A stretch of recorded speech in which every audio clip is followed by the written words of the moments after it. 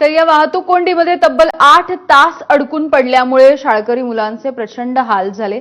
लघुशंका, पिण्याचं पाणी, जेवण तसंच एकाच ठिकाणी ताटकळत बसून या मुलांचे हाल झाले होते। मनसेने प्रथम सर्व शाळकरी मुलांना बिस्किटं आणि पाण्याच्या बॉटल्स देखील वाटल्या।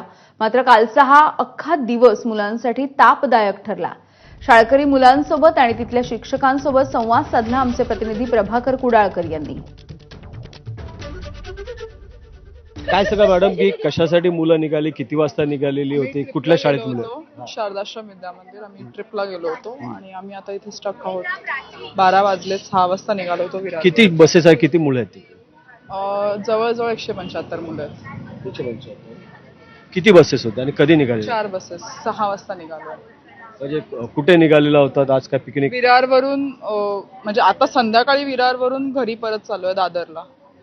सो इथे ब्रिजवर जवळजवळ 4 तास आहोत। पण आज 3 दिवसापासून पूर्ण हेवी वाहतूक आहे, वाहतूक कोंडी महामार्गावर होत आहे। मग आज पिकनिक काढण्याचं रद्द का नाही केलं असं? ऍक्च्युली हे मला नाही सांगता येणार बिकॉज ते higher authorities take the decision. So I am just following the orders.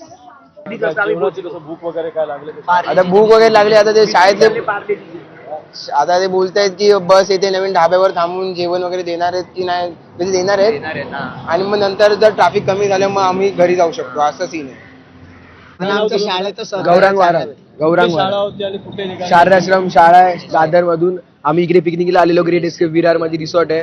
सकाळी 8 वाजता निघालो तर इकडे आम्हाला 9 वाजता पोहोचेल, 10 वाजता पोहोचेल असे बोलले, तर इथेच 2 वाजले आणि परत निघालो 4 वाजता पिकनिक मधून, तर इथेच रात्री पोहोचलोच नाही अजून।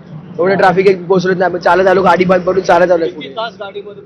गाडीमध्ये तरी आता सकाळी 6 तास आणि मग आता रात्री 6च्या वरच गेले, 6 तासच्या वरच 12 तास। प्रभाकर कुडाळकर, एबीपी माझा, वसई।